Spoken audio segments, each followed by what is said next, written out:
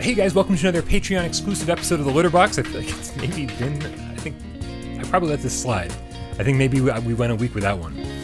Yeah? Yeah, so sorry about that. We're doing the best we can, and basically what's happening is that because of developer interviews, that's like throwing a huge wrench in the works, and that was supposed to be a once a month thing, and now it's like an every week thing. Yeah, you went all deep into that. Yeah, and just before that started happening, I was like, oh, we are at maximum capacity. Yeah. And so I'm like, how the fuck did we add a new show to the mix after I was at maximum capacity? And I think what happened is that the litter box ended up suffering. Yeah. And I had this big, plan to get the MP3s all caught up. Yeah. And it just never happened. So I'm busy like 24/7. You need that intern. Still looking for an intern. I mean, and if I told you what my requirements were for an intern, you would just call me a dirty old man. Yeah. But let's talk about one of the other new additions that we've added to the channel, other than developer interviews. Yeah. And that's the live streams. Yeah, the live streams. The weekly Sofa King Resident Evil 7 live streams. Yeah. So this obviously came about because you want to have a bigger part in the channel. I felt I wasn't contributing at all. You know what I mean? Like I just with my schedule and whatnot. Even though like from pretty much the birth, I don't know when I came around. How long was it? A year later? 6 months later? The birth? Yeah, when what are we talking about? Of the channel. Yeah. Where you and Mike? Me and Mike Zeller. That's right. Did stuff for a while. Yeah. And I don't know. So it's probably about a year and a half into the channel, I think. Yeah. When I refound you. Mm-hmm. Yeah. Yeah. Right. And so. It changed so much from there with the Brett and the Michelle and Des and the desks, and everything changing, the format, more programs. And I just felt that I didn't feel like I wasn't contributing. And I can't do, all the time that you and Des can put into the show, or even Michelle Pryor, I just don't have the time. Right. So I wanted to do something to somehow help the channel grow. There was a piece of me that wanted to say, hey, that Kingdom of Blades review, right, the Fruit Ninja clone game. I was like, I bet we could put that off. I bet we can push that off for a couple weeks and give you time to play it and give you time to review it, because I would love to see a Jeremy King review on this channel. I've got more time now. I was like, you do have more time. Yeah. So I'm a little curious. I almost want to take one of the games that's been on the back burner for a while. Yeah. Something like Squishies. Something. That was horrible. I played that a little bit. Not that one. Oh god, I feel so bad for the Squishies developers, because they did message me at one point going, we're a little disappointed you haven't reviewed our game yet. Aww. And I was like, I'm not enjoying my time with it. Yeah. And on top of that, like it takes so long to unlock everything that like I need to put a lot of time into the game that I'm not enjoying to review it properly. So there will be a Squishies review on the channel soon. Just know that behind the scenes, I'm not enjoying getting it done. Yeah. And I'm so happy this is a Patreon episode, because there's no way in hell that development team is going to see this. But man, like, yeah. So there's a little piece of me that wants to be like, I want to give you this game from the back burner that we've just been like trying to get a review out for, but not having the time for, and have you kind of whittle away at it, like in your now free time. Well, yeah, there's definitely some absolute hours I could put towards it. And I want to see what a Jeremy King without Parole review sounds like. I'm curious to see myself too. Because anytime I've given you voiceover to read, like it doesn't sound like you. No. Yeah, and that's a challenge, I think, when we do these, top 20 or whatever, these prescripted things. Yeah. It's challenging to make it your own, but in somebody else's words. And that's brings me back. I try to save you time. Yeah, like here, just read this. Yeah. And then it's like this big production. Yeah. It's like, well, it's stop crazy. without arena. Yeah. It's entirely, and it's strange, how it just it does that inside you. Something just is like, this doesn't flow right. But when you have your own words in front of you that you've written in your own voice, totally different. That's what I'm curious to hear. Yeah. And I would, we've seen a Des review, we've seen many Des reviews. Yeah. And I think he does a great job. He's getting better and better with every single one. Mm-hmm. And I'd love to see you review something. I'm down, actually. I would. It's like back when I was 15, when I first joined a band. Right? I joined the band. I couldn't play an instrument at that time, except violin. Is Bernie in this story? No, Bernie in this. Yeah, Bernie was long gone. I have not seen. Was that the only Bernie story ever? That's. Are there more Bernie stories out there? No, there's no more, because he was just there. Hey, that's that kid. That's all. Then that event happened. Boom. gone. Like Kaiser Sose. I've never seen him again. Seriously. But just like Kevin Spacey, we'll never see him again. Yeah, really. Yeah. It's weird. But so I was 15 and I joined the band as a singer. Yeah. You know, back in '91, what kind of singing was there? It was more screamo, angry type of music. I was grunge at that point, Yeah. So I mean, I remember having my buddy, the guy played drums. You know, I still know him, but I mean, like, it was his lyrics and his words, and I just remember trying to try out and doing this, and I'm like, I can't.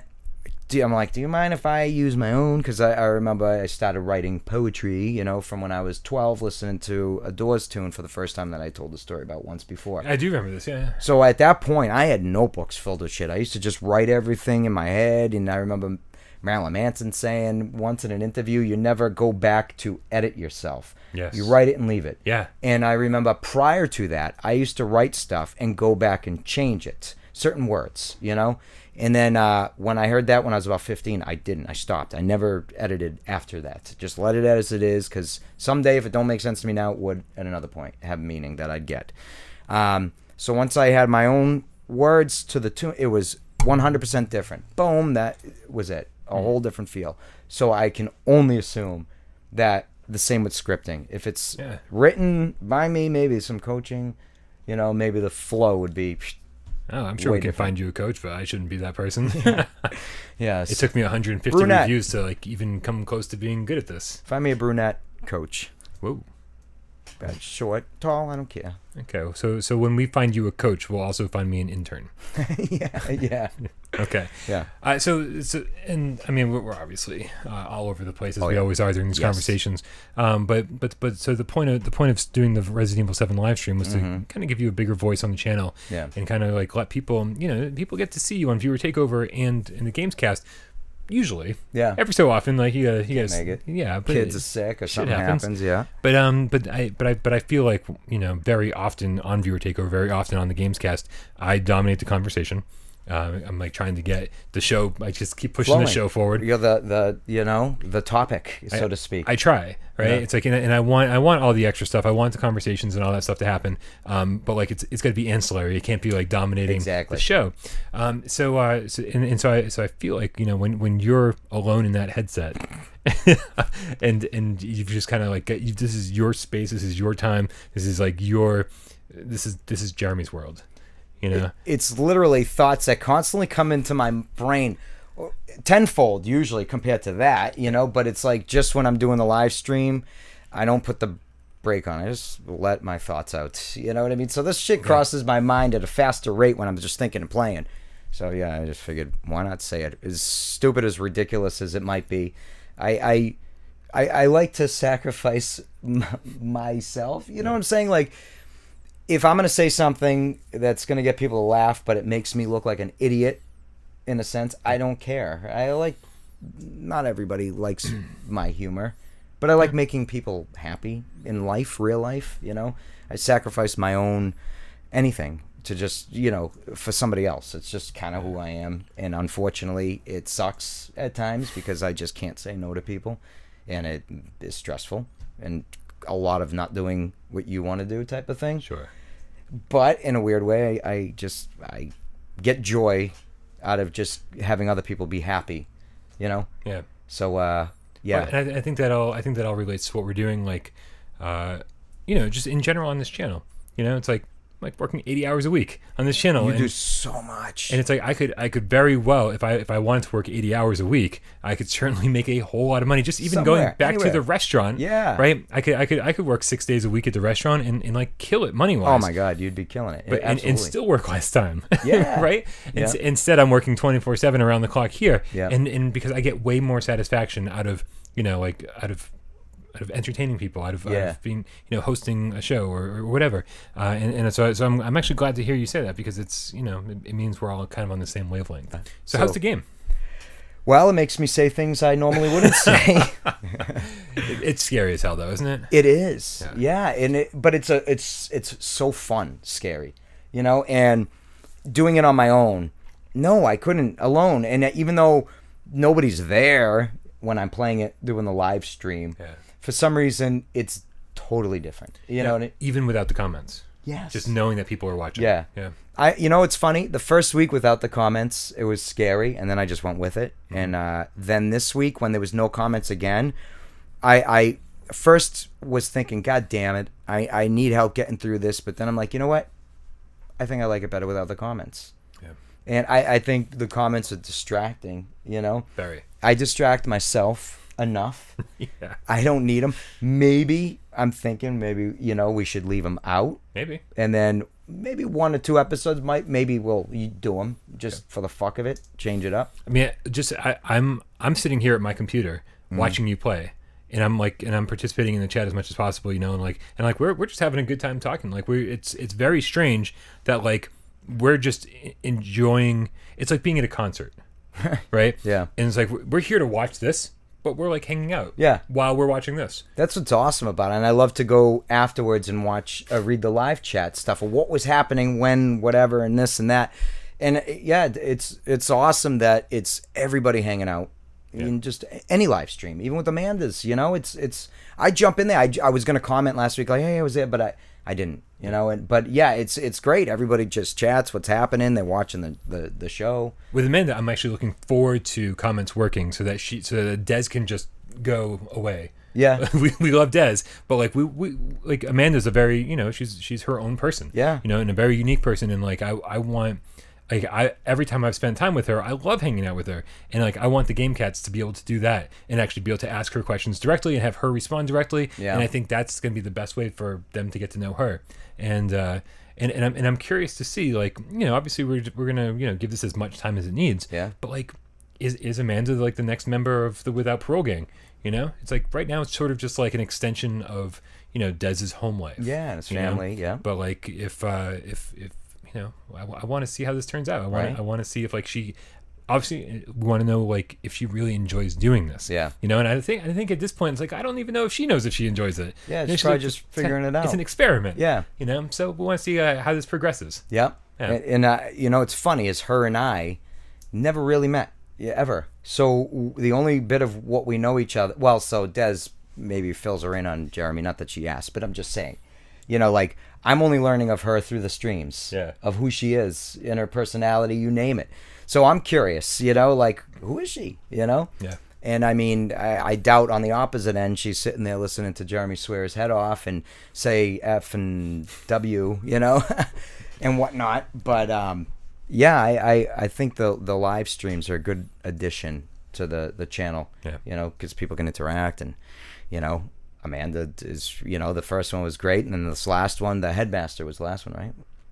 Was the Cold Headmaster Iron was the first one. Cold Iron was this one. Yeah, and honestly, I was actually on a date, and I got a message from Des being like, "Hey, we're starting now," and I was like, "I'm on a date."